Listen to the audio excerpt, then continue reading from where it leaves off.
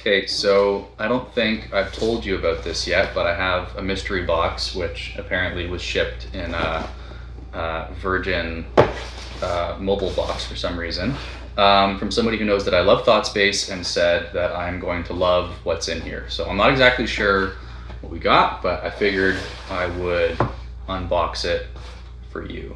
So we get a sweet first run Nautilus or Apraxis. Pretty awesome, nice and swirly. And I used my last one as a toboggan, so that's probably good to have as a replacement. Ooh, and an Animus white. I might have to get Sheet Eyes to do something on there, or maybe Walker, we'll see. Some blue, some gold, love to see it. And a Misprint, Brews and Birdies, Dreammaker. Guessing this is a Votum. Also super sweet. Ooh, and one of the Eagle Totem Aura Coalesces. And oh shit, what is that in the box? Honey, you gotta come check this out. This is crazy. Got a little news for you boys. Check it out. In case it's not obvious, we're having a f***ing baby.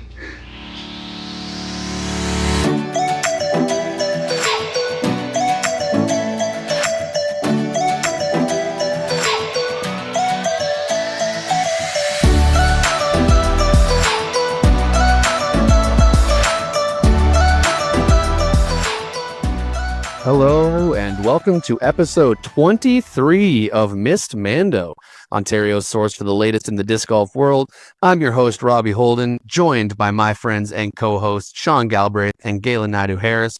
Sean, let's go over to you. How you doing and what have you been up to since our last episode?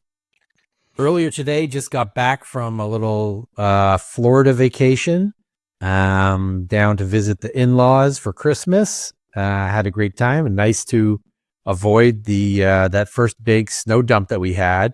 That seems to have all melted now. When I was down there, got to play in a couple tournaments.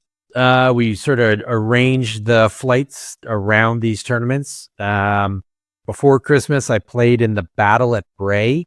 I played in MP40 because it was like the advanced weekend. And I was like, sure, why not? I'll just go and get absolutely wrecked on that event. And which I did. I came in dead last, of course, as expected.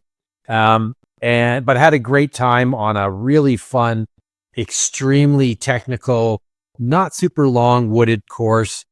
Played on a card with Sarah Hokum's partner, Chris, who was super nice, and Sarah was there, and Leah Sinagini was there playing in FPO, and my wife, Gabby, she played in FPO for fun.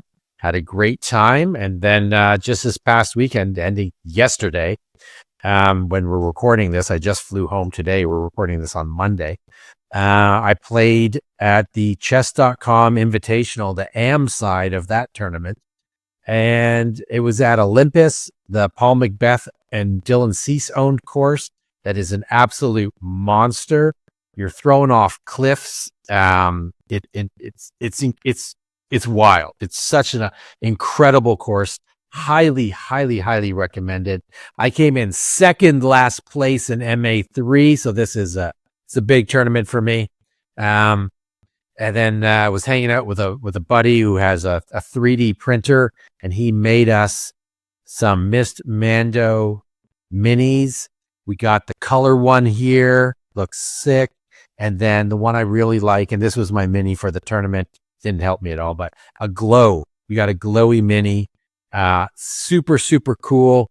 We're going to see if you'll mind cranking out a few more for some people. If people want to pick some up from us, we'll see if we can make that happen. But all in all, it was a great Christmas break and nice to get down and play some warm weather tournaments. What about you, Robbie? What have you been up to? Not a lot of disc golf for me. I've taken mostly a hiatus from disc golf over the past few weeks. I've gotten out for a few casual rounds. I actually managed to slip and fall into the river at King's Forest, which that was quite eventful. I had already gotten, for anyone that's played King's Forest, hole 8, when you're trying to, from the middle tees, par 4, you can either lay up short or try and go right for it over the river. Tried to go for it, came up just short, and then actually put some more in my approach shot than from like where I went OB getting over. I also left some short. So I had a couple to get out of the lower river area. Some were just on the lower bank across the river, but dry. Some were in the water.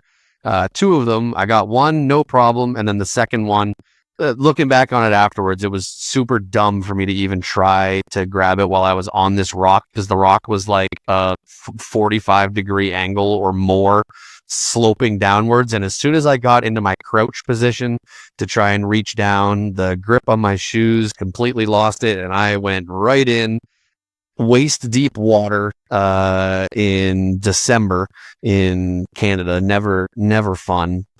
Actually wasn't as cold as I thought it was once I got out, because I think the air was warmer than the water, so it was kind of balancing out. But then I had to drive home in my boxers with my shoes off, my pants off, and just wearing a sweater and my boxers. So that was quite eventful. I haven't gone back out. I kind of hurt my tailbone when I fell onto the rock, and now my butt hurts a lot. So that's really the most exciting disc golf thing. But I've had a lot of Christmas stuff going on with family. Couple different outings. I went to this like candlelight Christmas concert in Guelph, which was really cool. It was a strings quartet playing a bunch of some more well-known Christmas songs, but then also some lesser known and like I'd say like more classical pieces, and then a bunch from the Nutcracker as well, which was awesome. Saw Charlie and the Chocolate Factory, the musical. That was very unique. Yep, that one was an interesting one. And what I'm most jazzed off, and I literally cannot get it out of my head, I finally went and saw Wicked. I've actually seen it twice now in the last like week and a half, because I enjoyed it that much, and just have like 5 different songs that are just consistently playing in my head and will not leave me alone right now. It's kind of actually driving me insane at this point. I just, like, brains or knowledge. Don't make me laugh. They were. Yeah, Shuffle Pop. That one's been stuck in my head nonstop. That particular part, the way that Ariana does that the way that she does the right in that section just cracks me up. I'll literally just be sitting there on the couch, and then it'll just in my head will be like, now I can't even pull out a particular part of the song, but yeah, it'll just be out of nowhere. They're like, popular, you're gonna be popular, and I'll be like, no, go away, stop it. And not even particularly that song, although that one's probably my favorite. I love that song so much. Or it'll just be out of nowhere will be Cynthia Erivo's "Ha!" And I know 100% everybody enjoyed that recreation of that. So I don't want to hear any mentions in my DMs. Yeah, that's what I have been up to. I'm going to try and get these earworms out of my head slowly but surely. But if you haven't seen Wicked in theaters, even though I'm talking about all these earworms driving me crazy, go to see it, because it was awesome. I've seen it twice now in theaters. First movie I've seen twice in theaters in a long time. So highly worth it. And the last thing, I'm currently working on the 2024 Ontario Disc Golf Awards. By the time this comes out, it should be in the final stages of being able to be released and actually voted on. So if you're listening to this, keep your eye on Disc Golf Ontario for my posts relating to that. It will work very similarly to my course vote that I ran earlier in the year, where you'll be voting for who you think should be number 1 in the award, number 2, and so on.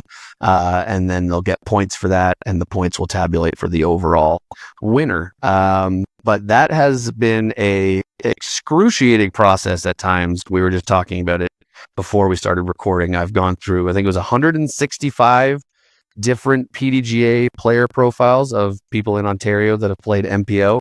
So if you've played MPO in Ontario this year, I've been creeping on you lately.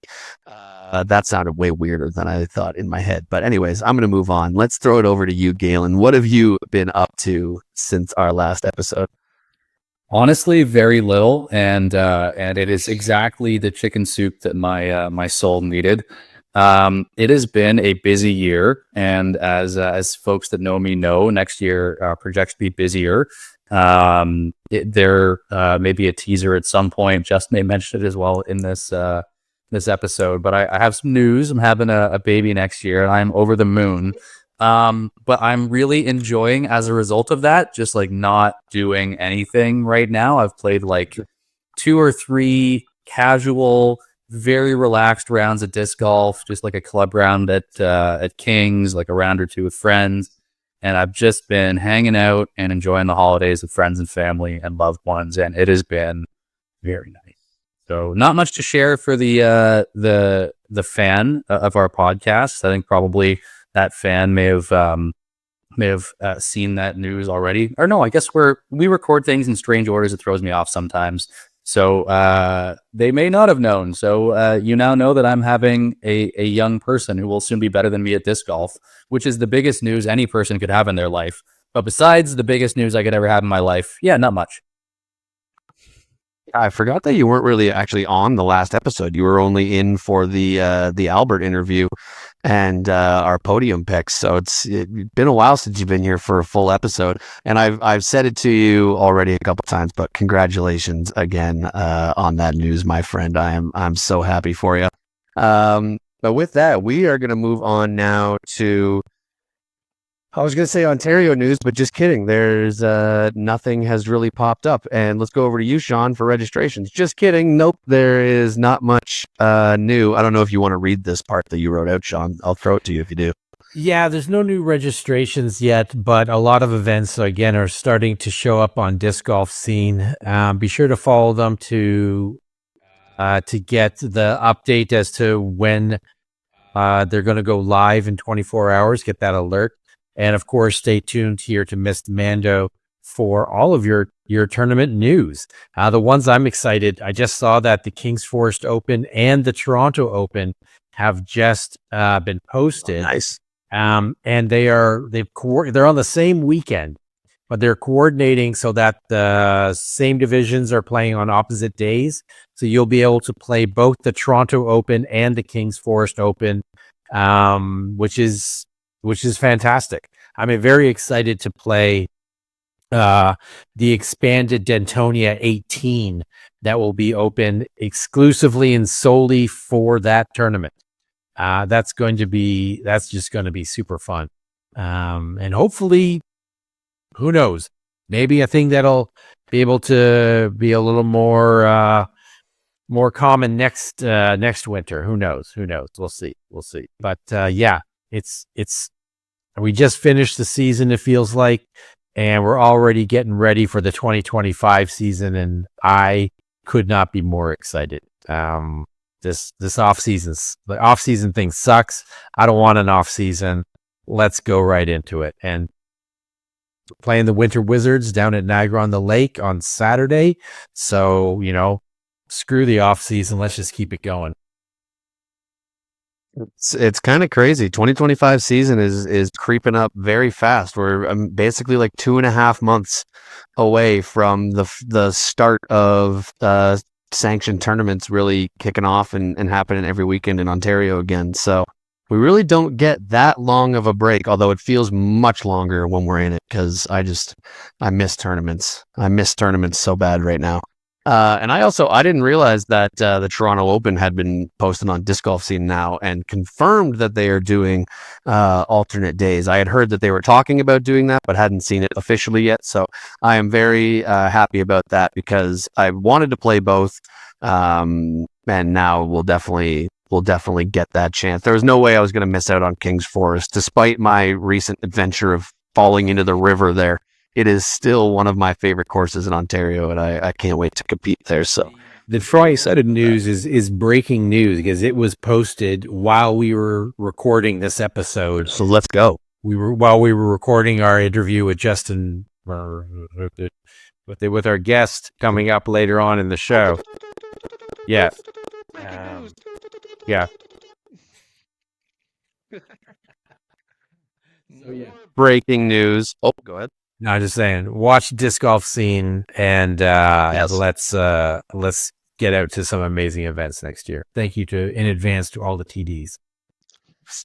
Absolutely. Thank you to all the TDs that run tournaments all year long. We wouldn't have this lovely sport and competitive scene without tournament directors, and we've got a lot of good ones here in Ontario.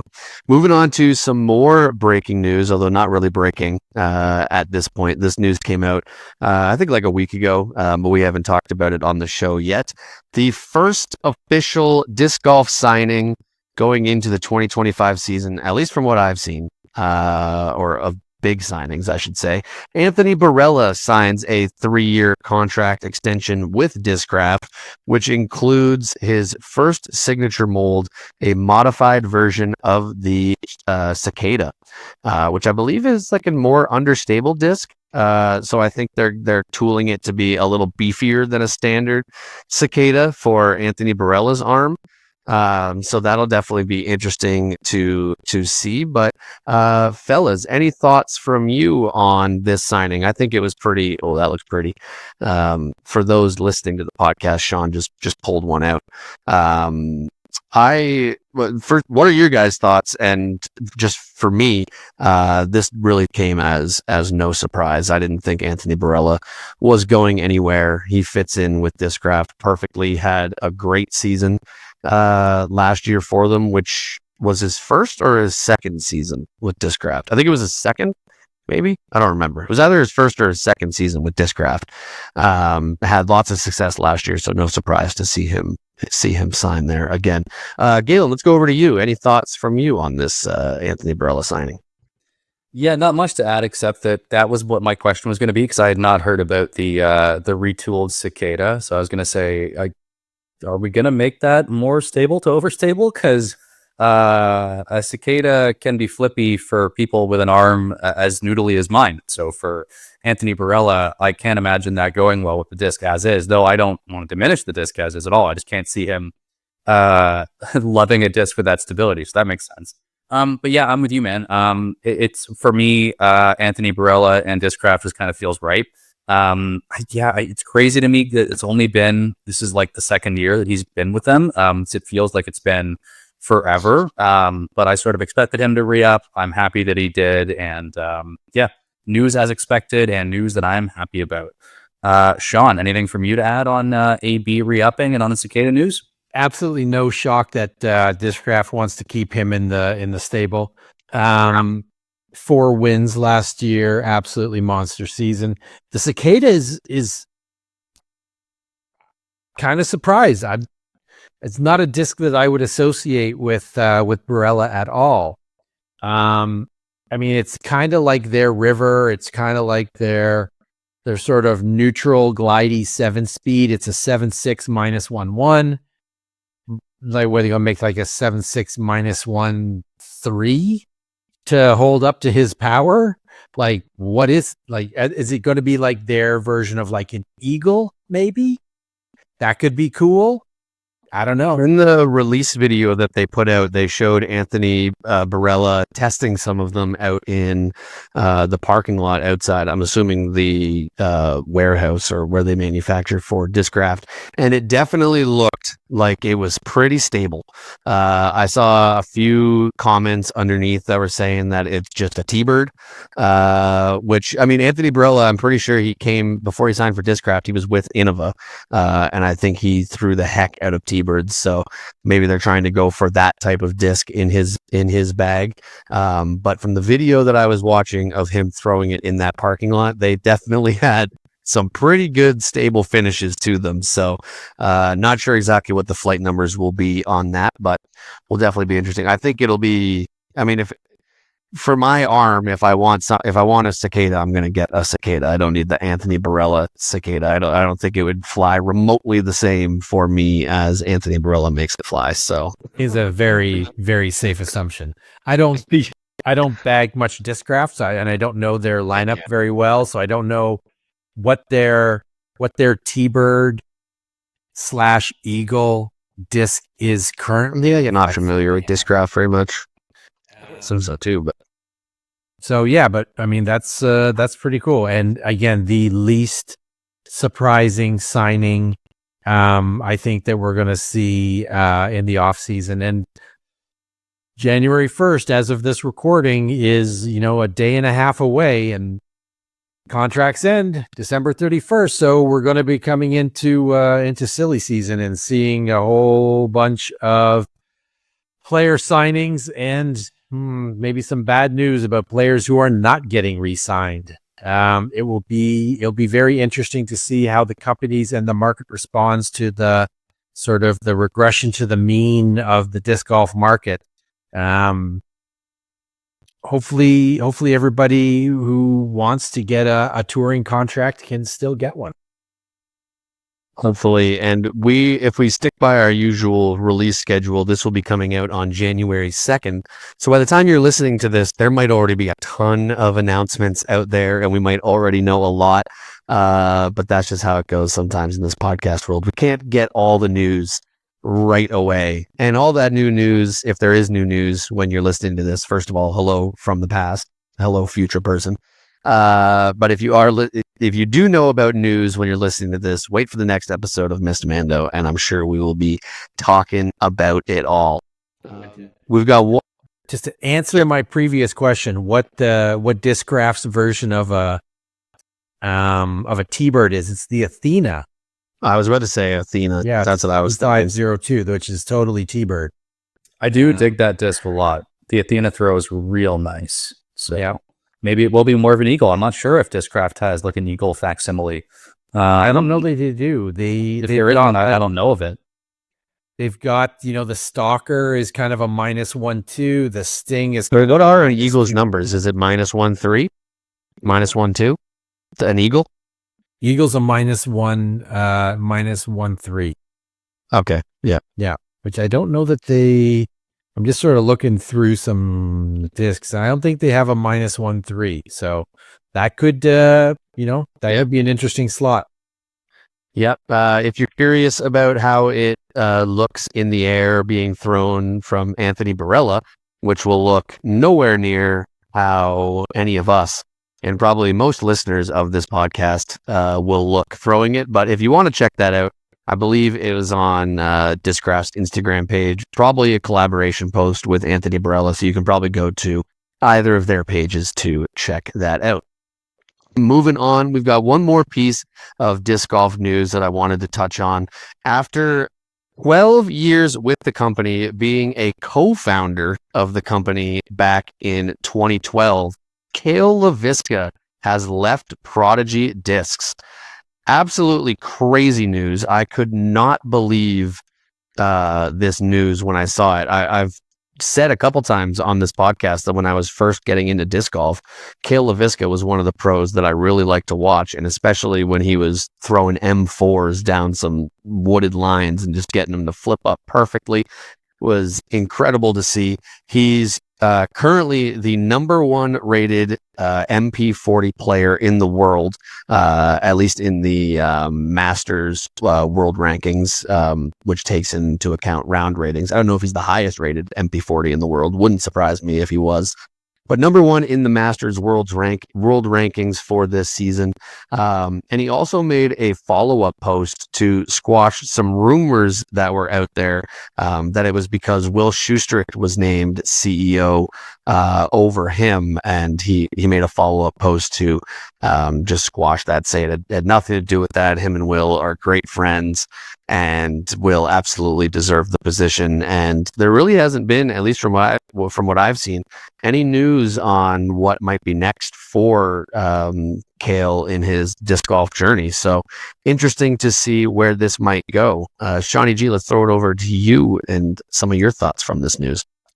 Have to imagine that Prodigy is doing some restructuring, some cost cutting, and some serious trimming down of their pro teams to respond to the shift in the market. Cutting out Kevin Jones, and who had a really big contract. He was getting paid a lot, as I understand it. And then Vino Makala, also, leaving for Innova, with Kevin.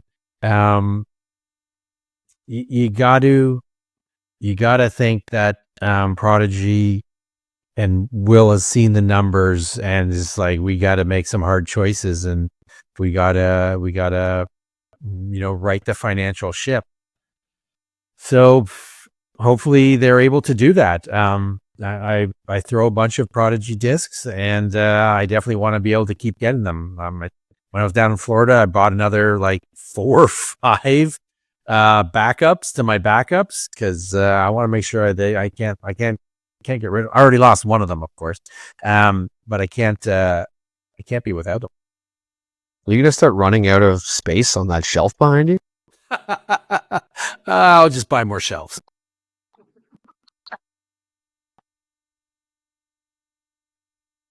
Keelan, what about you? Let's hear some of your thoughts from this news. Make sure you test your earphones, your earbuds, your over-ear headphones. You're listening to this, guys. But I actually agree with Sean. I think that there's a bit of a market correction, and by a bit of a lot of a market correction going on across the disc golf world. We had this massive spike up, and now things are sort of coming back down a little bit. And best guess, a tough decision made by a company that's probably being faced by tough decisions, and maybe even a mutual one.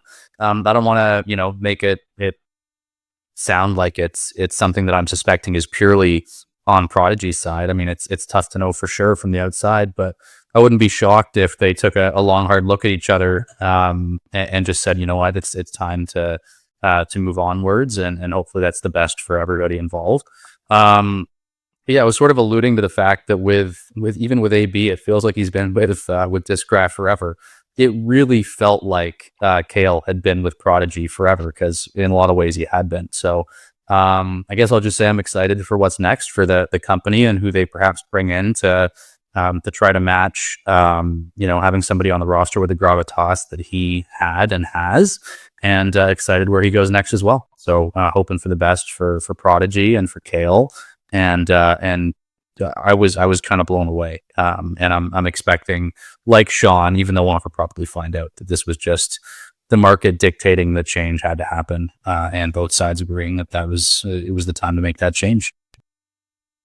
Not only did it feel like Kale LaVisca was at Prodigy for forever, he literally was with Prodigy for their entire existence, as one of the co-founders of the company, and now leaving them. I actually have no idea who Kale was sponsored by before founding Prodigy. I mean, obviously he was a touring pro at that point, or what the tour looked like back then, all the way back in 2012. He was competing in high level tournaments, so I'm sure he had a sponsor, but he's been with Prodigy for so long and is so synonymous with that brand that I have zero idea what that will be like. And it's going to be like one of those, like when Marty Brodeur signed with the St. Louis Blues, and the first time you saw him in a Blues uniform, you're just like, oh, what the heck is that? Like, that just doesn't look right.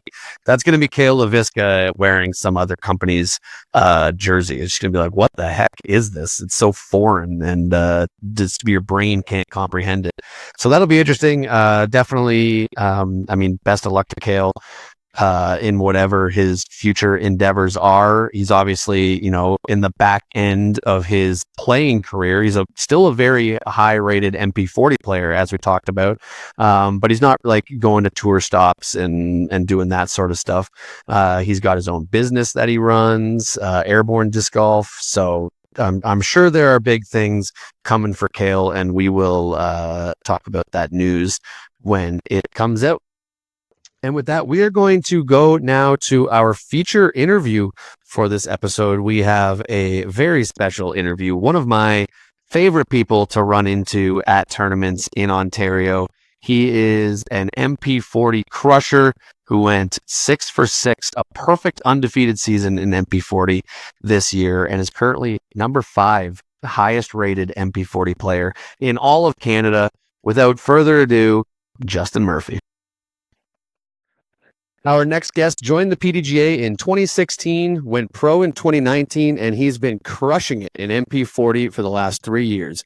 He's the 5th highest rated MP40 player in Canada, has never finished lower than 5th place in MP40, took down 3 wins in 2023, and went an amazing 6-4-6 in 2024. If that isn't enough, he also took down a win and a couple second places in MPO this season as well. We are very happy to welcome to Missed Mando, Justin Murphy. Justin, thanks for joining the show, my man. Thanks for having me. I just learned some stats just listening to you, so that's cool. There we go. We always got to bring the best intros for our guests here. Shine some light on some things that you don't even know, apparently. But as I just mentioned, you were an absolute menace in MP40 this year. You won Christie Lake Spring Fling, Four Fathers Open, Guelph Royale, Eastern Canadian Nationals, Peace Bridge, and Ontario Provincials. And then, of course, had that MPO win at the Muskoka Shootout number 3 as well. Heck of an accomplishment, heck of a season. Was this on your radar as a goal going into the 2024 season? Not at all. My goal is, every year my goal is to have more fun and be a good card mate. I think that should be rule number 1 in disc golf because it's such a fun game. And you, Robbie, I see your pictures on social media. You know, you take your photos of your group. It's all about that. It's about making friends. And I literally cheer for anyone else's good shot as if it were my own. I just think watching the dip fly is unreal. So that's always my goal, is to be a good card mate, have fun. Within reason, a lot of guys, maybe not necessarily in the MP40 division, but a lot of guys take it a little more seriously. So you have to kind of know when to hone that back. Because I would consider myself a bit of a character on the course. But I like to have fun when I play, and I think that ultimately we're playing a game. So this season, I've played literally nothing. I didn't practice. I've been so busy, up here running a plumbing company. My wife and I opened a hot yoga studio together. I have 2 kids that do sports. I might have made it to 6 or 7 leagues, but my UDIS stats are pathetic this year. I just got my year in review, and it's just like, did you play at all? Like, why? It's really weird. And I don't know if that was just a pressure thing that I just didn't feel, because I went into every tournament like, all right, you haven't talked the diff since the last tournament. So let's just have fun and, whatever. So it was definitely not on the radar to answer your question in a long way. It blows my mind still to hear you say those things, and super happy about it, but no, it was a shock. To say you're a character on the course is a slight understatement, I would say. And although, because we're in different divisions, as you know, you're a little bit of an old man, as we're in different divisions, we don't get to play enough as I would like, but you're always one of my favorite people to just run into at a tournament, because like you said, you give that same sort of vibes like me, where you're all about having fun on the course and just being around good people, having a good time. So I always love when I get a Justin Murphy run in at a tournament. I appreciate you saying that. Means a lot to hear that, because that's all I really want. Some of my best friends ever are just good disc golfers. That obviously I've met later in my life because I haven't been playing super long. So it's nice to hear that, because that's my goal. I don't want to ever be a jerk out there, we got to grow the game. We need more players. It's such a beautiful sport with great, unbelievable community. So it makes me proud and happy to hear that. So thanks, Robbie.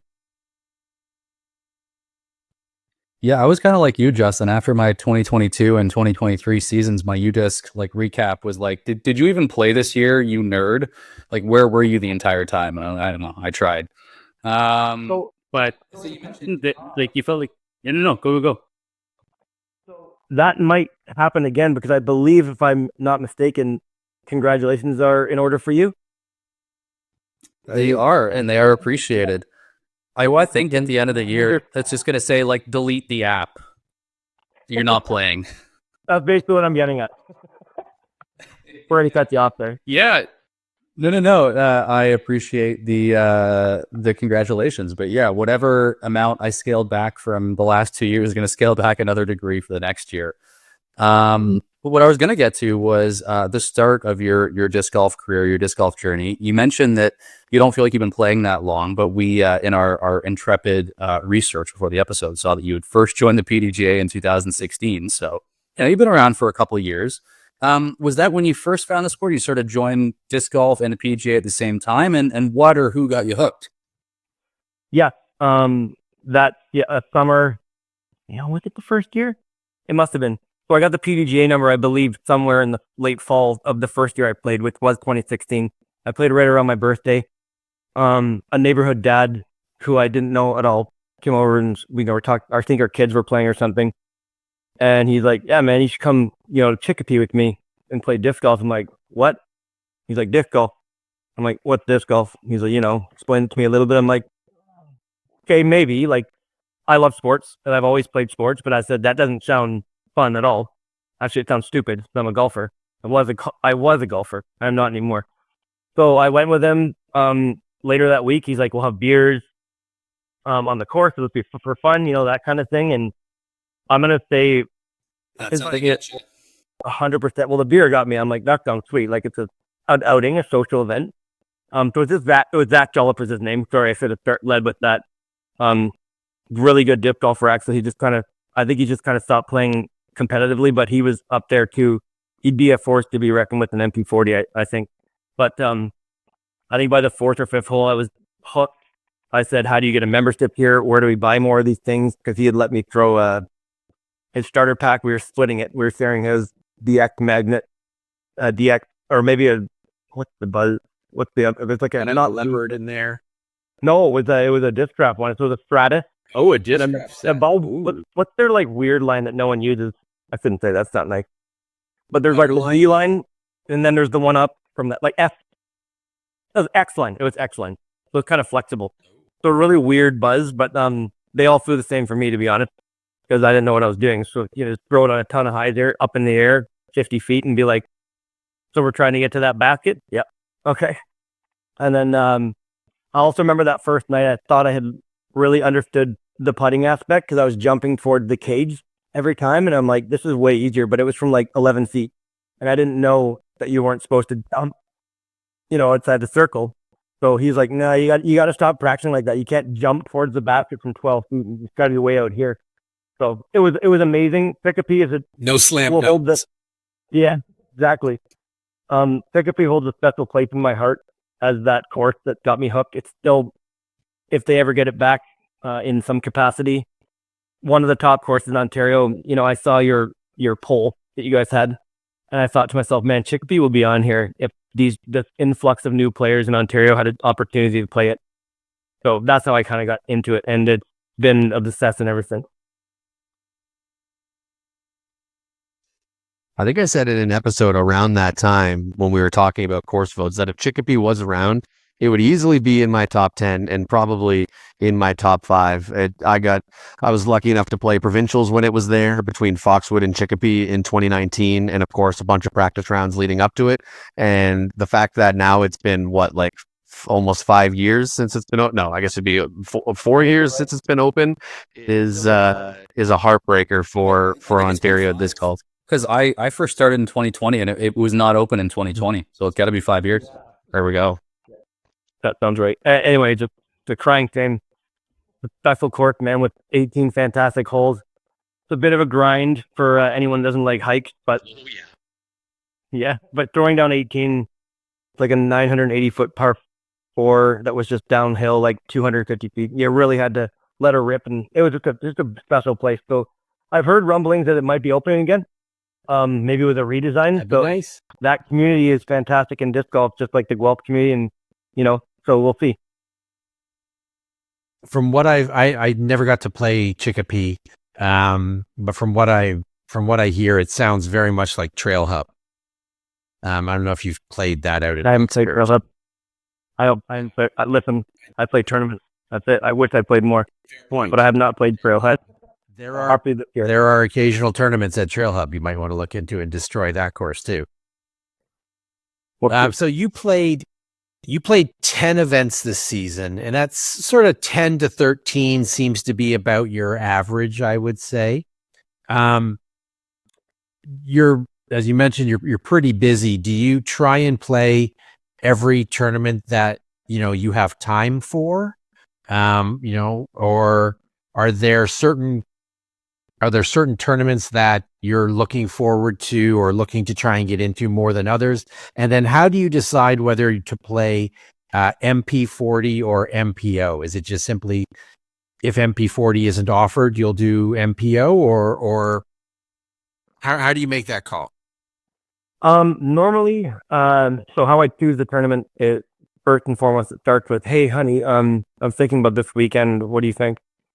So that kind of, that's how it started originally, because didn't start playing a lot of tournaments until I moved up here, 4 years ago. So, then I said to her, like, "Listen, I'm gonna be traveling a little more for disc golf. You know how important it is to me." So she's super supportive about that. Now I don't throw very far whatsoever. I don't have the greatest form. I can throw side iron backhand. So it's now to the point where if I choose a tournament, it's at a course that I enjoy playing, because playing is a premium this year. So I want to make sure there are courses in Ontario I just refuse. I don't think they're fun. I don't think they're good courses, and I won't stay them on here because a lot of them are popular courses. And that is just speaks to the type of courses I enjoy in my game. So it starts with that. Like, I think I can compete well at this course. If it's a course I've never seen before, is another aspect where I'll say, okay, maybe I should go MP40. I have a better chance of probably placing higher. Definitely by the tier here in A or B tier, I'm going to probably go MP40 just because I can now. And like I said, have a better opportunity to win. I didn't have an A tier win until this year, so that felt like a huge monkey to get off the back as well. It obviously feels better playing against better players. But some of those young kids can just throw 150 feet farther than me. And it's sometimes borderline embarrassing to be on the fair, like throwing last off the tee and then first in the fairways. It is what it is.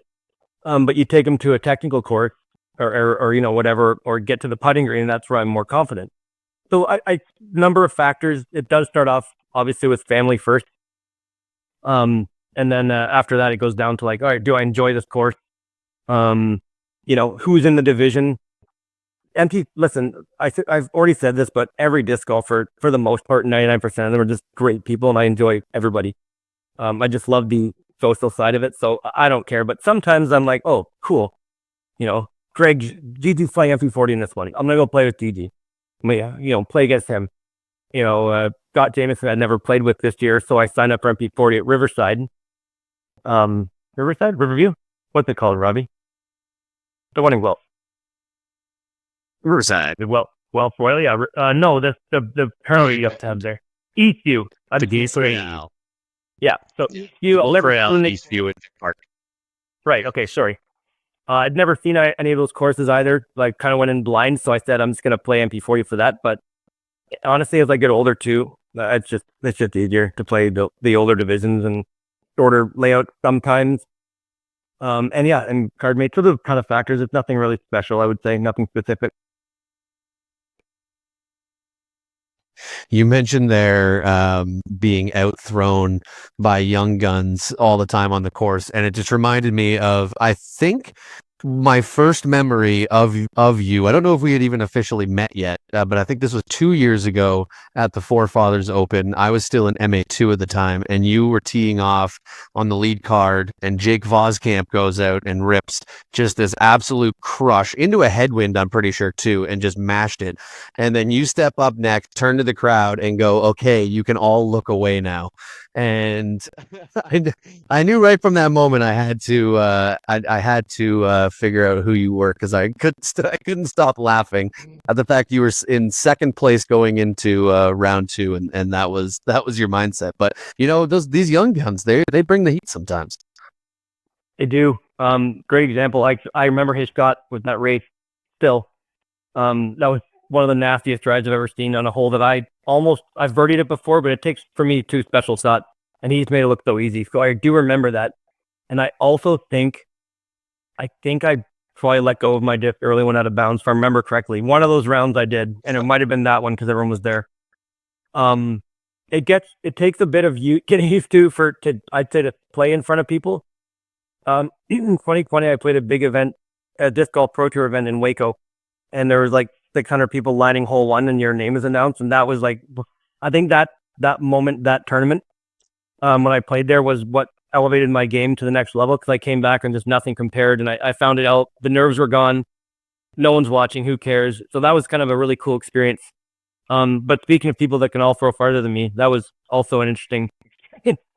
But you know what? Sometimes you've got to be confident in your own abilities and I'm a high rated player. You said I'm ranked high in Canada. I forget what you said, but it's not all about distance sometimes. Absolutely, yeah. You're the 5th highest rated MP40 player in all of Canada, which is an incredible stat. So if you didn't know that, I'm glad I actually went and looked that up specifically, because that is a huge accomplishment. And speaking of accomplishments, we've mentioned some of your win highlights, but what would you say are your biggest personal highlights from the season? You mentioned that you finally won an A tier. You actually won 2 of them this year. And you've had some incredible round ratings too. I don't know if you look specifically at like high round ratings as big accomplishments, but you had a 1042, 1032, 1023, some other really high ones. So what would you say are some of your biggest personal highlights from the season? The first one that pops to mind, this was an obvious one, probably a lame, easy answer, but the beginning of the season when I knew provincials was going to be at my home course, and I have an MA2 provincial title in 2018, and then 2019 I had an M1 provincial title. So I'm like, we haven't had one in a while. We haven't had one in the pro division.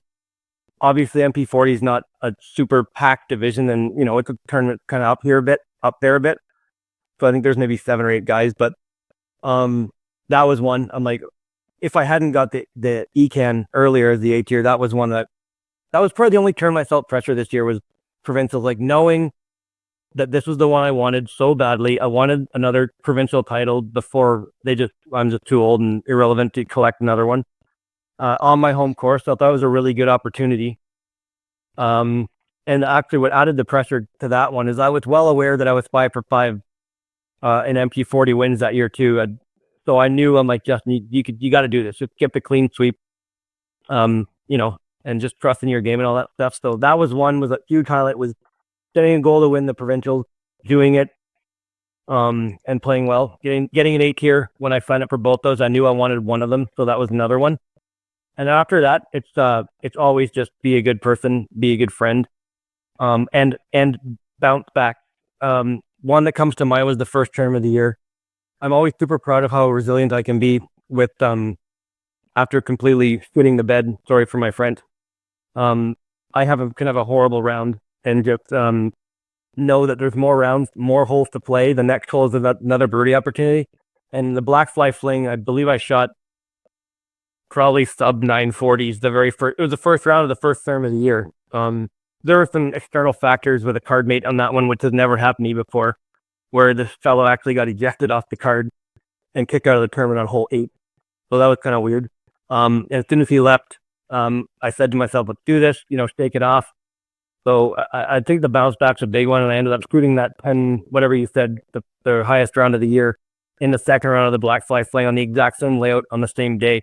So I think that's a big one. It's just being able to bounce back from something that you didn't see in the cards, whether it be a 940 round, a triple bogey, anything like that. It's just the resiliency to kind of kick up a notch and just know that, there's 17 other holes, man. You're a good player. You got this.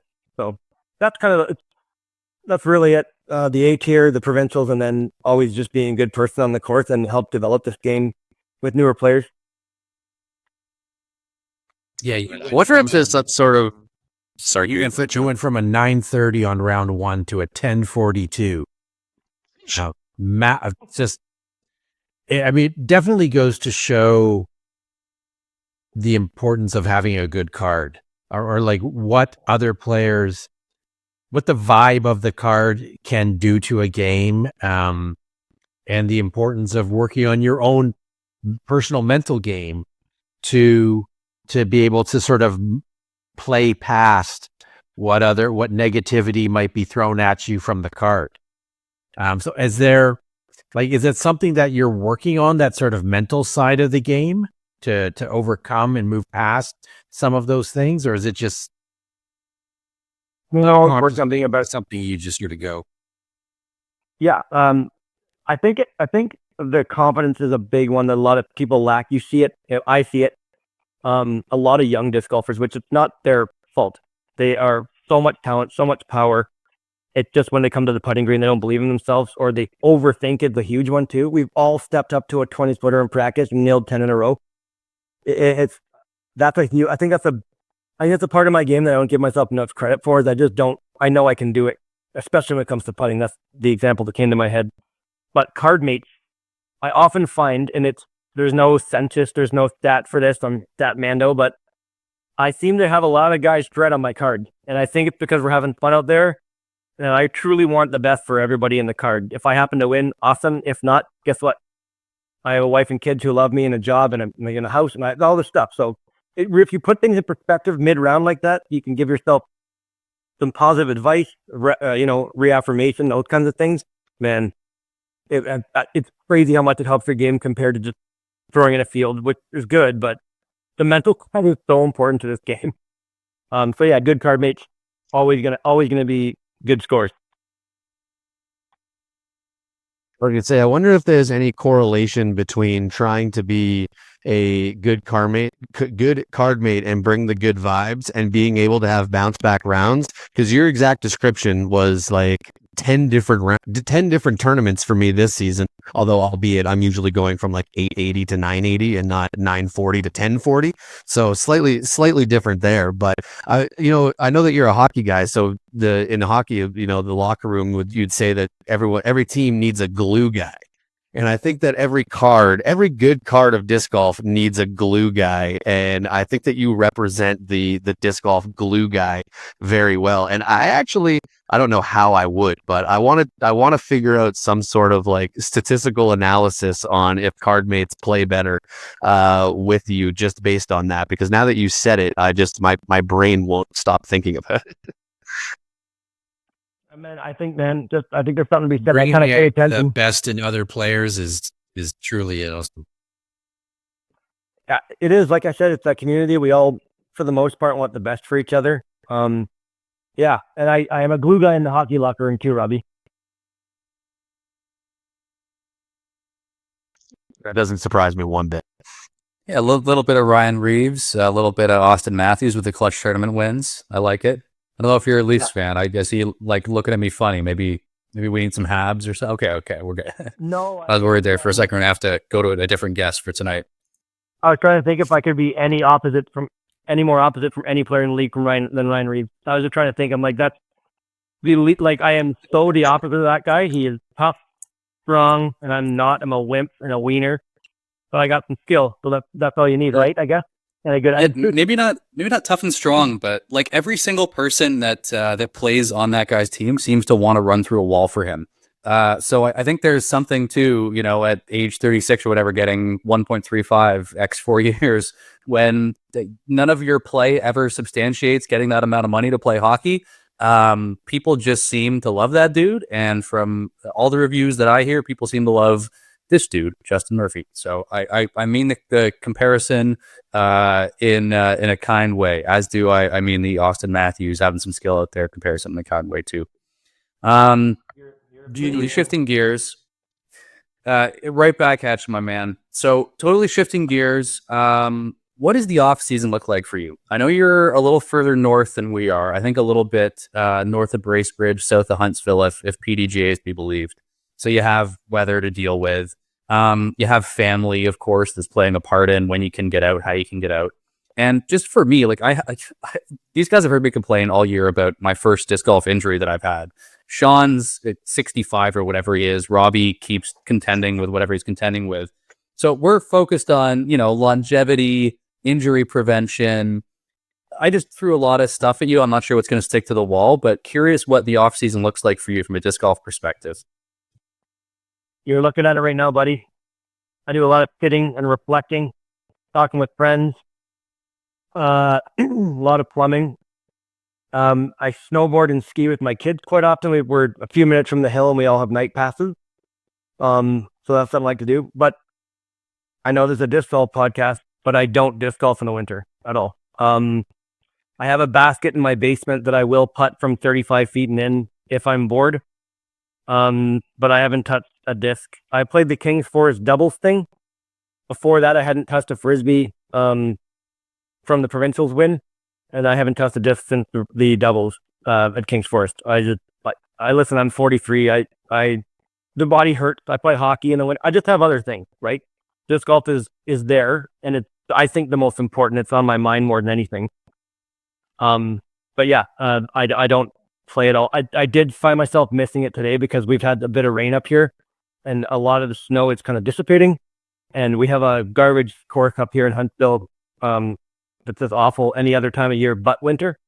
So it's time to maybe go out and throw some putter shots there, some standstills. But I don't know. I don't do much. I know I might kind of net up once and watch, some form videos on my backhand, which is just like I don't even know where to start. So I delete those videos and just go sit down and watch hockey and have a beer. Sounds like my kind of off season, my man. I love it. I mean, you can't argue with the results this year, that's for sure. So I think not playing, it may have to be my strategy for getting better, because playing a lot does not seem to be helping at all. That's Have a you good gotten the strategy. kids into disc golf at all? I will answer that in a second, but that's a good strategy. But I've also heard another good strategy is if you get an Airbnb and fall down a staircase. I think that actually really helps games too, from what I understand. That can really help you pull off 12 MPO wins. So there's a couple options for you there, Johnny. Always causation, never correlation. Never, ever. Watch hockey, drink beer, fall down the stairs. Apparently, I have to start playing MPO injured. Okay, let's see. We'll see how that goes. My kids play a little bit.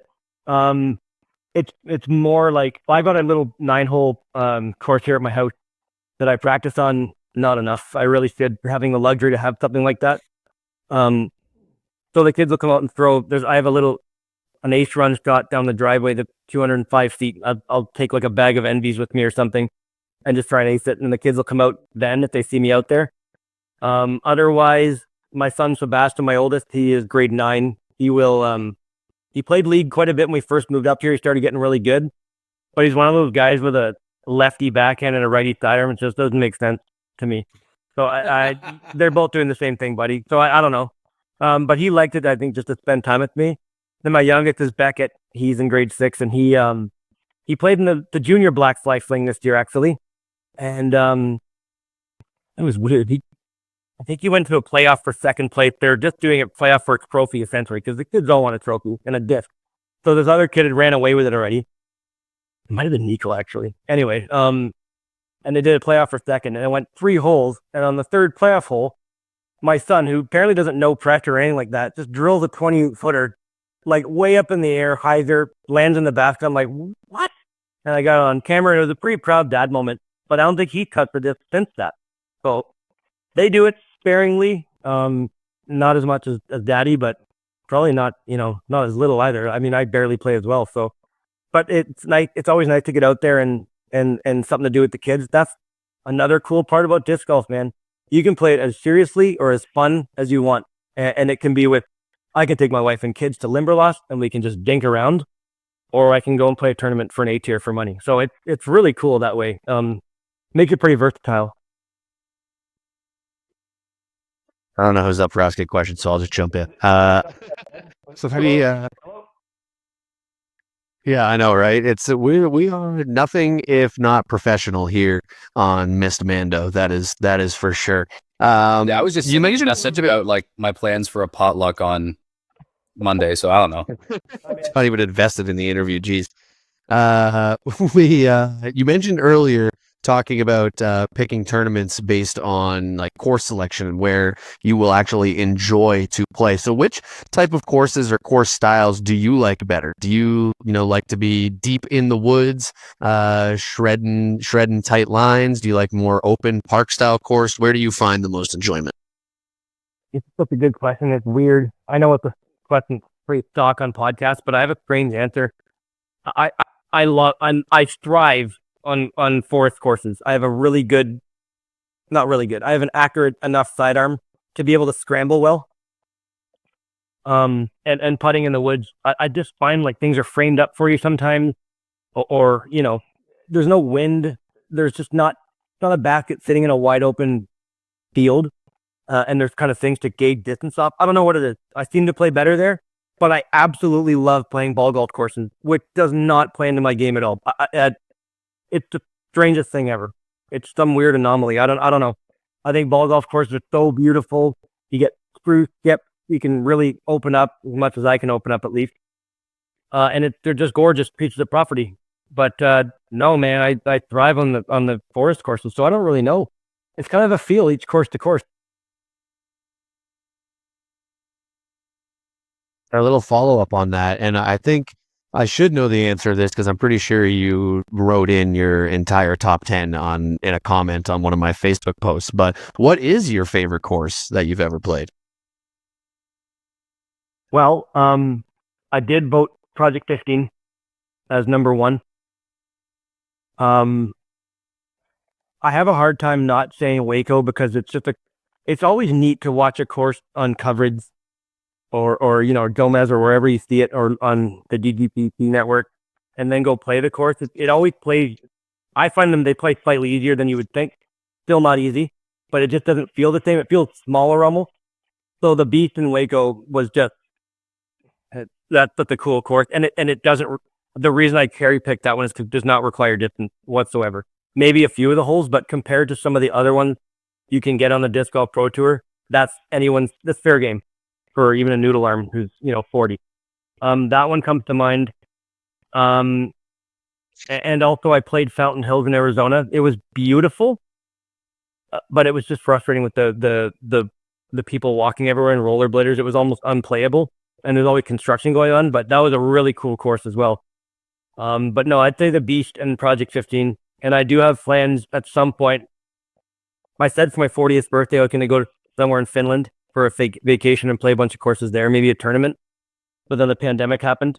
So maybe one day up in Finland. They all look really cool there, and they're just pumping out good disc golf courses and players right now. So Project 15 for sure. The island, if it wasn't so annoying to get to. Unreal course. Again, doesn't require difference. And then the Beast. Absolutely solid picks.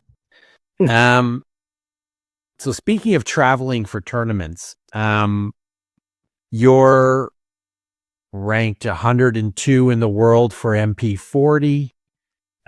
Looking ahead to 25 or beyond, do you see yourself traveling to Masters Worlds or Tim Selinsky, or maybe some of the new Disc Golf Masters Tour stops? I think there's one in Buffalo. There's one going to be in Michigan. There's usually one in sort of southeast, New York State as well. Any plans or any ideas to challenge a really big pro field and the best in the world? Yeah, it was going to happen this year. I was going to go with talk to Marty and Sandy about going down over. I guess it was in out west.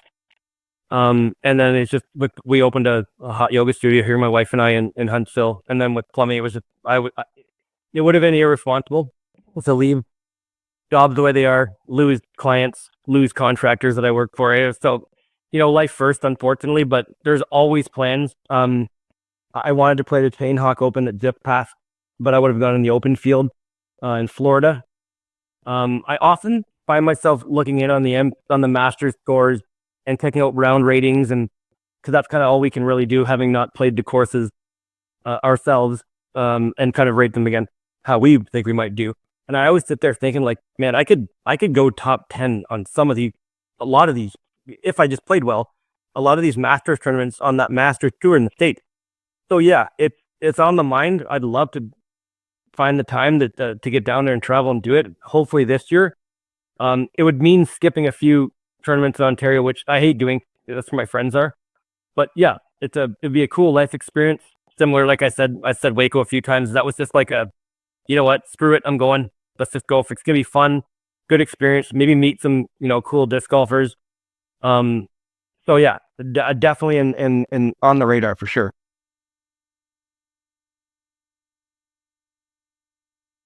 Put on your radar if it hasn't been, throw down the mountain down at Olympus in Florida. I just played a tournament there this past weekend, and what a course. If you like wooded And if you like some nice elevation, some cliff shots, that one is an amazing course. Super fun. It's probably now in my top 5 for sure. It's the end of March is when the MP40 division plays. Well, hey, that sounds like it could work. I appreciate that. As soon as we're done, you guys text me and remind me so I can go look at that sign up and maybe have a heart to heart with my wife, and we'll see what that, because I did see a picture on your social media of you having I think you said you're up on the platform for an eagle. So congrats, great shot. But yeah, that's always one. Anywhere in Florida that's not Muskoka winter, which I actually love the winter, but not for disc golf, obviously. So yeah, no, I appreciate that. I'll have to check that out for sure and put that one also on my radar that's getting a little too full maybe. So, Justin, you've mentioned a few times your plumbing business that you own, Rocket Plumbing, I believe, if the T signs would be believed at the tournaments that I've played. So really important question. For the last couple of months, my toilet is not flushing all the way. Whatever I do, I'll flush it and like the water will spin around a little bit, but it won't go all the way down. You know, I've tried adjusting the chain to allow more water in. I've changed the fill thing. I poured some hot vinegar down that spout thing. Nothing's working. So any advice for a wayward toilet that's in my house? Yeah, less fiber, more hot sauce. That'll help. Okay, we'll do. Guys, when they're free plumbing advice, they're always trying to get. Literally the best top-notch journalism here. Yeah. Well, you can tell that we all went to school for journalism with the level that we bring here. But first of all, thank you so much for all your time, Justin. Before we let you go, we've got a little segment that we like to do with all of our new guests with a little bit of a lightning round. So just quick answers, whatever comes to your mind first. And we've got one in here that you already answered, so I'll skip to the second one. Skip over what's your favorite course. You answered that. What's the hardest course you've ever played? Charlotte Wood. Yeah, based on the description of your arm, I would say that that one must be a challenge. Zero hesitation. I knew you were going to ask me that, and it's Scarlet Wood, without a doubt. What is one sport to play or watch other than disc golf? What sport are you choosing? Did I watch? Yeah. So if it's not disc golf, what are you watching? What are you playing? Oh, this might be a little long story. In the wintertime, I play men's hockey league in a couple leagues. So hockey, I'll watch. World Juniors, obviously, currently happening. I'll never miss that tournament ever, even if Canada's team is underperforming, in my opinion, and not playing well whatsoever. I will also watch baseball in the summer. I play baseball in a men's league in the summer, which also is probably a big reason why I don't play a ton of disc golf, because I've said I'm a busy person and I am. So baseball, hockey for sure. Disc golf, and I'm trying to think of some random ones that, like, this is weird, but I watch cricket too. I find cricket awesome, so I'll watch cricket on YouTube often. My grandfather, he passed away a long time ago, but him and I played cricket as kids, and I just thought it was a really cool sport. Yeah, my grandfather actually is a massive cricket fan. My mom's side, we're South African, and my grandpa has kept that with him forever. And like, I'll still find him when we're visiting. He'll be like, oh, I have to go to bed at like 1:30, a typical time for a 94-year-old. And then I'll be like heading out, we'll had a late night on a random Friday, or it'll be, like a party or something. I'll be leaving at like 3:30 and he is in his bedroom watching cricket, still just vibing. So I love that you and your grandpa had a connection there too. Back to the lightning round questions. Favorite song, like road trip to turn the volume up and sing along. If you're feeling karaoke, you're belting the song out to the chagrin of your card mates or your car mates. What's the song? So I don't know if you guys can see this. I'm a huge metalhead. I listen to bands with kids that are like in their 20s. I'm really into metal, progressive metal, punk. So not a lot of sing-alongs, I would say. Scream-alongs, maybe. I've played drums for 30 years, so I'm a drummer. So I'm not been smashing my steering wheel and destroying my kick pedal, probably making all the drivers around me think like, what's going on with this guy?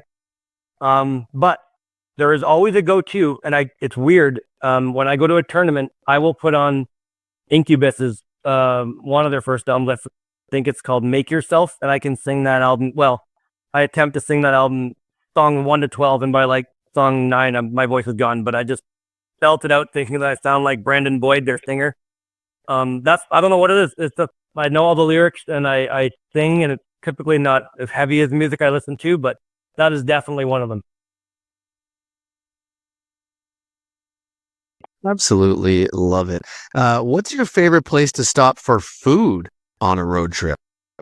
This is horrible. I wouldn't even ask me that. So if I win a tournament, which unfortunately did happen quite a few times this year, I go to McDonald's to treat myself because I don't eat it a lot. And I just eat like $25 at McDonald's and just feel like crap all the way home. Let's go. So, and I just like this comfort food. Like, it's like a congratulatory meal of just absolute garbage. Very pollute inside my body after, probably a lot of walking and work. Definitely your body requires something like that. It's going to stop the old heart. So it's McDonald's, unfortunately. And if I win, that's kind of like where I go. Solid pick. What's the go-to item that you're having $25 worth of? Though these days, that's like half a quarter pounder or something. All right, you want to hear the meal? All right, so normally Let's hear it. it will be it doesn't matter about the pop, but I'll get a large fry, and 2 McDoubles with no onions and extra pickles. So four patties. Big boy menu. I'm allowed to order off the adult menu now, so that's good. You gotta replace those calories that you burned out taking everybody's money. Absolutely. Next question. What movie do you love to watch that never gets old no matter how many times you see it? Happy Gilmore. Love that. I don't know why something in my brain said you were about to say that. That's cool. Happy Gilmore, I've seen, I'm not even kidding. I will put like an educated guess out there. It's over 40 times from when it came out till now. Watch with the kids. They love it. So yeah, that's an ageless, timeless classic. I'm just marginally behind on my pop culture because I've been like totally just rotting on my couch and playing video games and stuff over the holidays. Apparently there's a new trailer out for Happy Gilmore 2. Have you seen it? And does it live up to the hype of Happy Gilmore 1.0?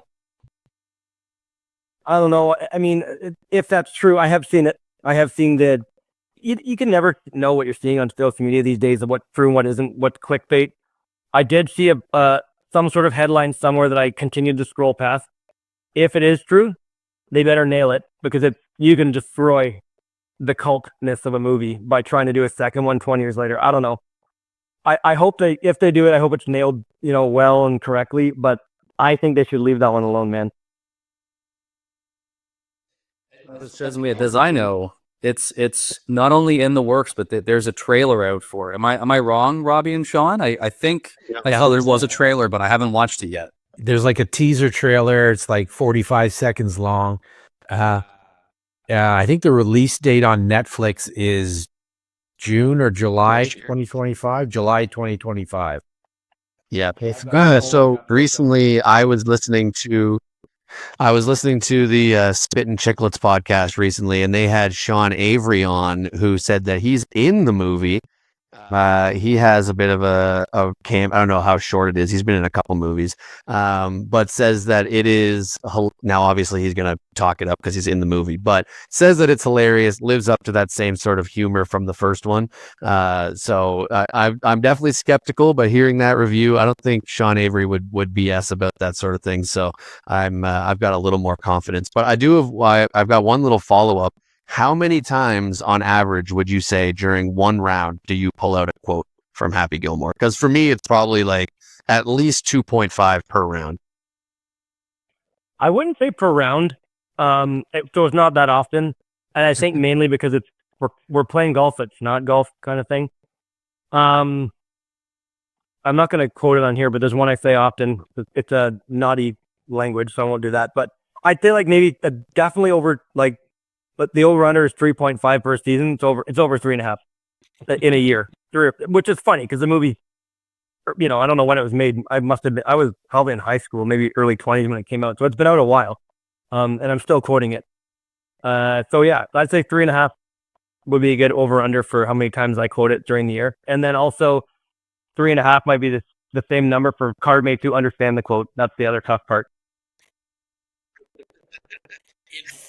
I've realized now as I've started to play with a lot younger players that when I I'm closer to the basket and I say somebody's closer, then they don't understand what I'm talking about, that I kind of just look like a dummy out there. But you know what? I don't mind because I will forever quote that movie. Same with, even though it's not even on a mini putt course, I'll miss a putt and I'll just yell, "You're gonna die, clown!" Yeah, that's a good one too. So many good quotes. My go-to. I was picturing Sean Avery now, just like dancing in front of Martin Brodeur, but it's Happy Gilmore as his cameo in the movie. I don't know what it's going to be, but Would be. I'll have it up. My go-to is every time I miss a putt, which is every time I attempt a putt. It is, the classic. Are you too good? You too good for your home? Yeah, I know I've said that for this year. I know I've said that. Oh yeah. Oh, yeah. Okay. Back on track. Last lightning round question. If you could have any superpower, what would it be? And you're allowed to answer slap shotting a disc really hard into the basket from several hundred feet away. I think I can do that now. Just kidding. Let's see here. I always say invisibility, but that sounds creepy. And it wouldn't be for that. It'd just be so I could like be by myself and know I was there and like would leave me alone. Like you're about to find out, Galen, like when you're kind of in charge of people or there's people around that want your attention all the time, sometimes it'd be nice to be invisible, I think. So that it's not for creepy reasons. It's because I like solitude. Hence, I moved away from the city up to Muskoka. I like solitude. I like being away because I am a social person for the most part on a disc golf course. But when I'm not, I like to just be chill and by myself. And I don't get a lot of alone time just to reflect or read a book or whatever. So definitely invisibility. No, I feel that, buddy. Let's show that it is absolutely not for creepy reasons. Yep, we're gonna put that on the subtitles for sure. Yeah, I already feel like my life is that way. So we'll see how it changes with a little one wandering around. Because I'm the same way. I try to bring the vibes up when and where I can on the disc golf course and be that social butterfly. Then when I'm home and it's time to just turn it off, I'm like, hey, just give me the Fortress of Solitude, that giant palace that Superman has in the Arctic, and nobody come to find me and talk to me. I just need to be on my own for a bit. I'm great. You get that. Well, Justin, thank you so much for joining us here on the pod. It has been awesome to have you on. Before we let you go, do you have any shout outs or anything extra that you would like to give? The floor is all yours. That's a tough spot, sort of. I know that's a weird answer. I've been working really hard on a few things, disc golf related for once. And it seems like one has come to fruition, which will be a sponsorship from a plastic sponsor, plastic manufacturer, which is super, super exciting. Thank you. Yeah. But I won't say it now. This is kind of like a half spoiler, I guess. I won't until it's completely finalized, but it appears I will be throwing a lot of different discs this year that I do not throw. So hopefully it all works out perfectly fine, but I had discussions even a couple hours ago via email, and it sounds like it's happening. So that's kind of cool. Really excited for that. So that's something going to be really cool. I'll have to definitely be a little more on my social media game as an old man, to try and put the work in that you're required to do. So yeah, I'm really excited about that, and nervous to learn a whole new bag, but we'll see how it goes. And I'm sorry I couldn't totally say it on here in case it doesn't happen, but yeah, thanks for asking.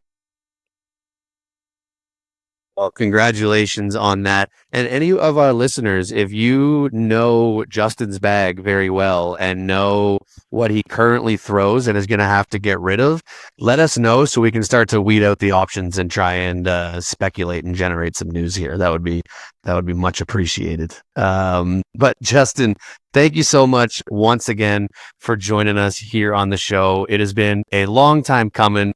We've made a couple comments back and forth through the season, talking about getting you on, and it's about time we do. Congrats on an incredible 2024 season. Best of luck going into 2025, and I'm sure we'll get you back on here soon.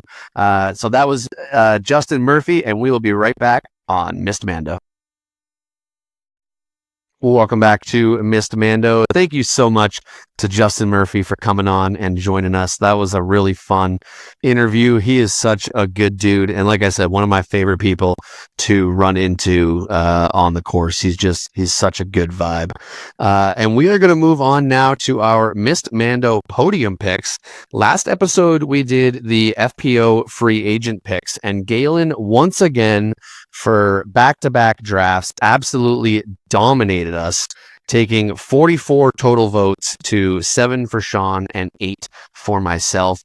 Thankfully, I haven't finished last yet. Sean's a perfect 3-0 in finishing DFL in these. So thanks for I'll break on the position as 100%, as we like to say. If I'm not finishing him last, I am not finishing at all. I'm trying to think of how we can rework the Ricky Bobby if you're not first, you're last quote into something for if you're not last, you're something, but it needs last, you're not Sean. Put that on a t-shirt. Oh, that's awesome. But yes, Galen once again with a dominating victory there. So he now in our 3 missed podium drafts, he has 2 wins for 2 wins. I've got 1, and Sean still has none yet.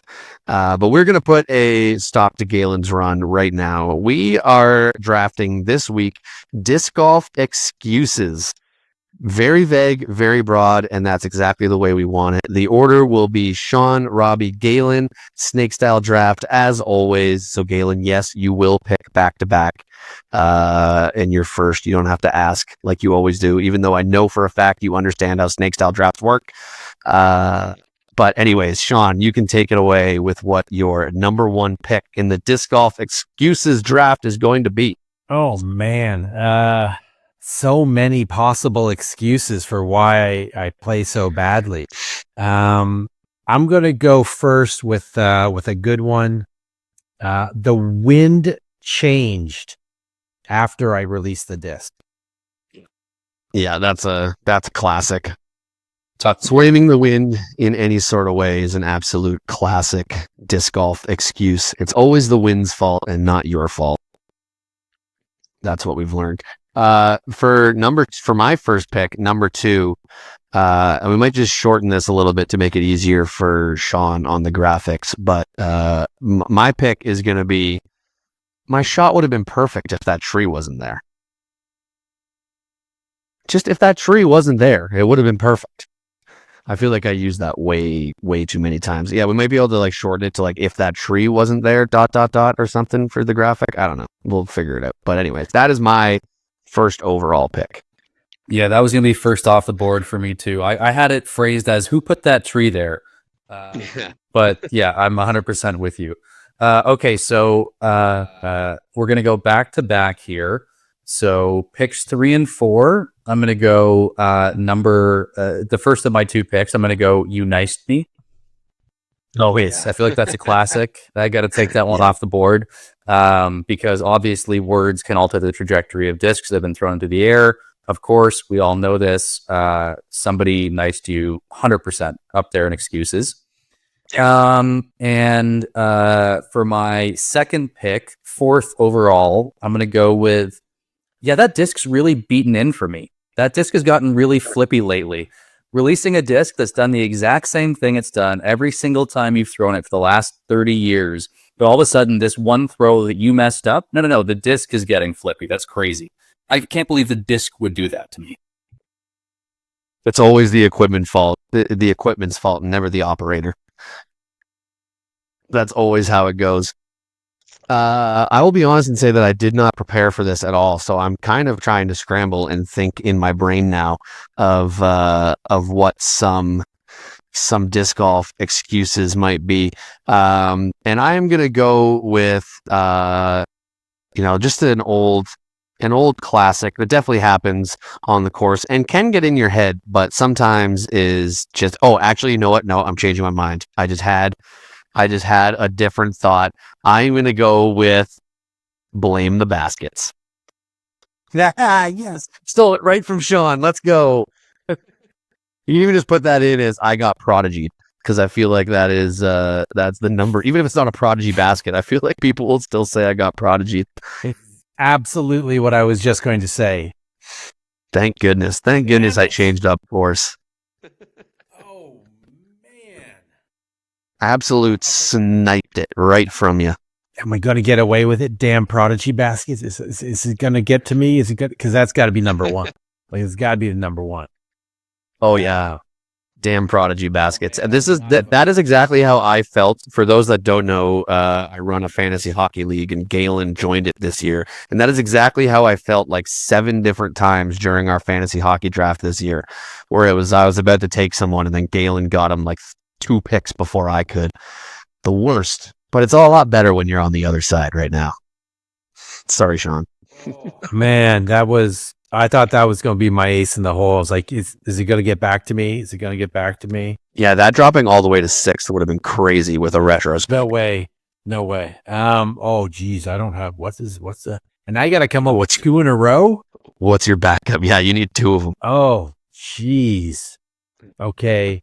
We'll go with, the sun got in my eye.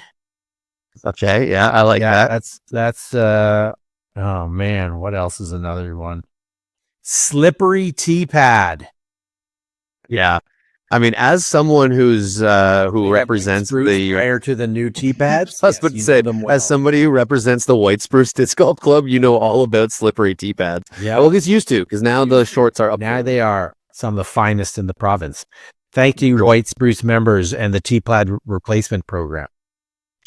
Yeah, and I cannot wait to see the white tee pads all get converted to turf as well, because that is generally what I'm playing there at White Spruce, and they still are like 1 drop of moisture, and those tee pads are a skating rink. Yeah, they're a nightmare in the wet. So great pick there. So it comes back around to me for my third and final pick. And I am gonna go with I'm gonna go very specific in one. This kind of is like a general sort of thing that can happen, but I'm gonna make it way more specific to one particular video that I've seen of somebody where the dog barked in your backswing.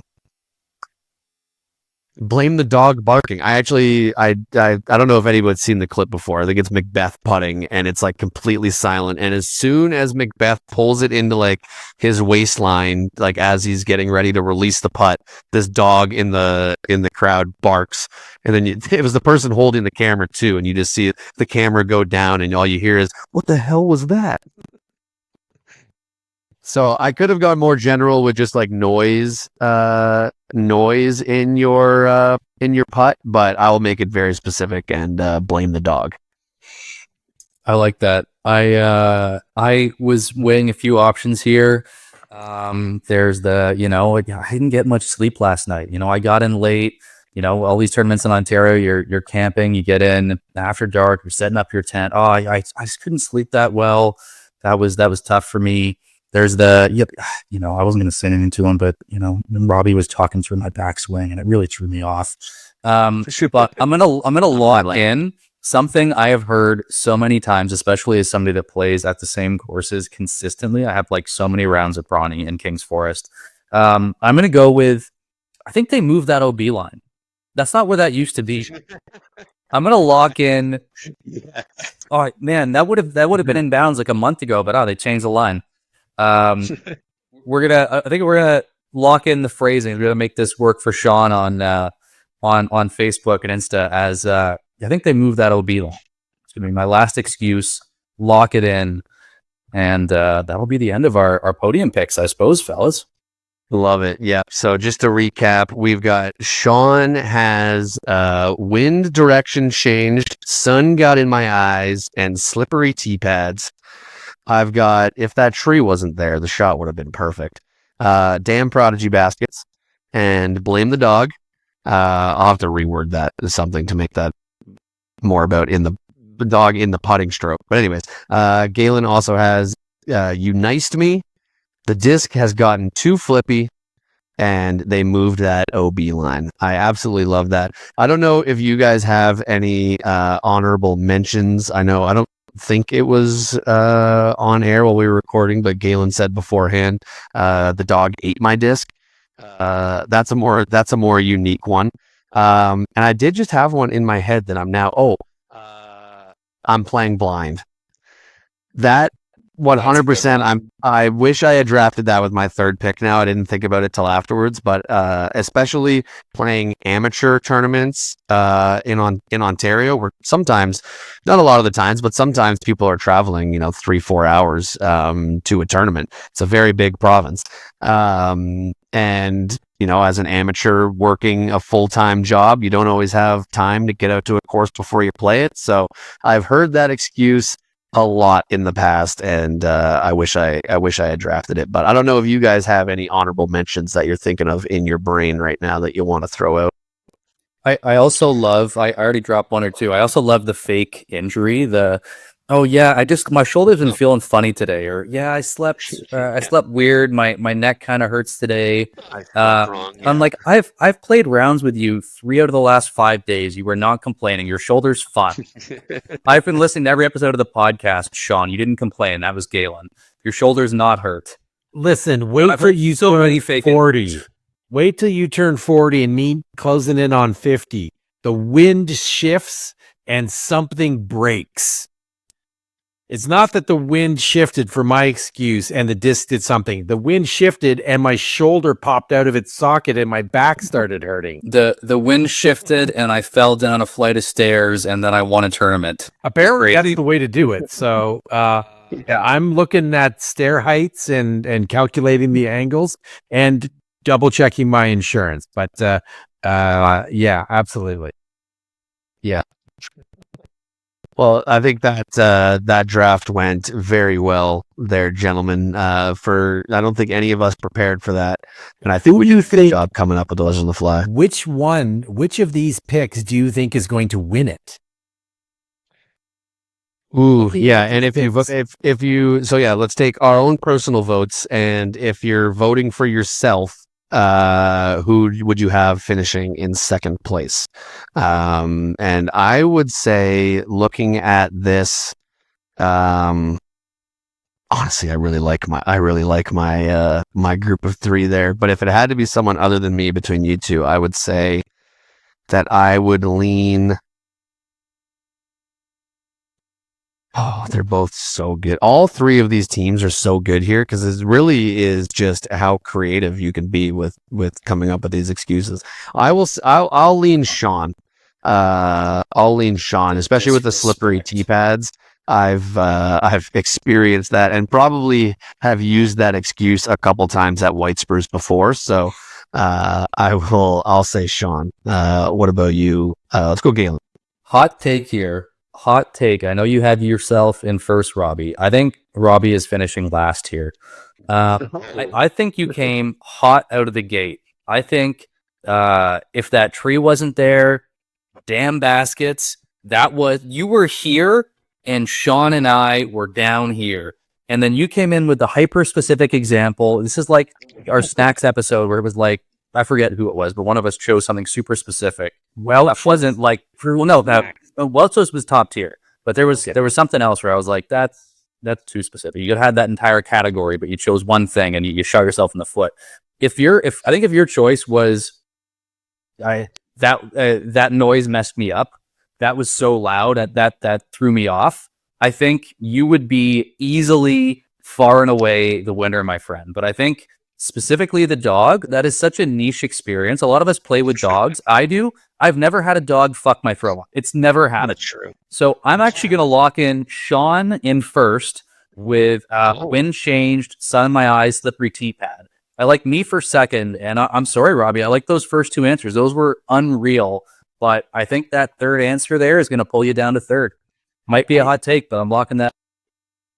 So I don't think I'm going to win this. I don't think my picks are strong enough to overcome damn Prodigy baskets, because that's an excuse on the Pro Tour. Like, that's an Isaac Robinson. I was going to say, even if you're a Prodigy sponsored player. Exactly. So I think that is going to be the clutch one, and I'm still bitter. And but a dog distraction. I mean, yes, it could be a bark, but it could be that is an adorable damn dog, and I'm like, oh my, can I pet that dog? Exactly. I want to pet that dog. And Oh, the dog. And I think that could be a dark horse winner here. So I think my thought is that Robbie is going to take first. You nice to me. I mean, come on. That is that's so all classic. time A tier 1,000 rated excuse. Yeah. That's a classic. It's tough to vote against a classic. I'm embarrassed that as a first draft, I didn't think of that. There's even a great song by friend of the show, KK, called Nice, and it is a banger. We're going to address it in the show notes. That reminds me. He's got a new album out. We got promo. He's got some great news tracks on it. Definitely check that out. Again, show notes, all that stuff. I'll try and remember it this time. But I don't know, man. I'm going to say Robbie's going to take this one down. Galen in second, and I will continue my reign of destruction in last place. I'm going to go with me in third. I don't even have confidence in my own. Don Galbraith Memorial position, DFL. Yep. You're not well. We will see, but we will see how that goes.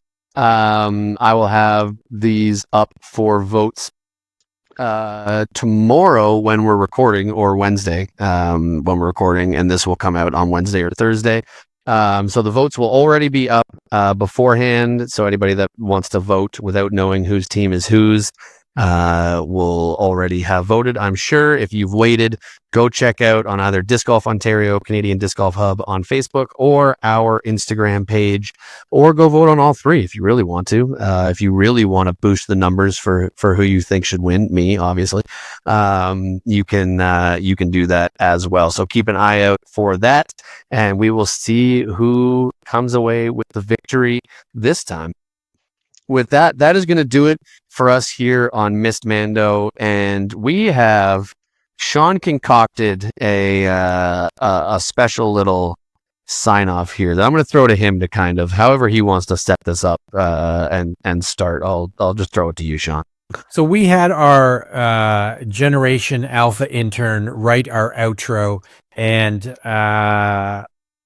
our last outro for 2024. Thank you to our listener for sticking with us through the beginning of this show. And terrible, don't know what we're doing on Zoom and all that. But as a special thanks, we had our unpaid and highly abused Gen Alpha intern writer our outro. And let's see here. What did they write for us?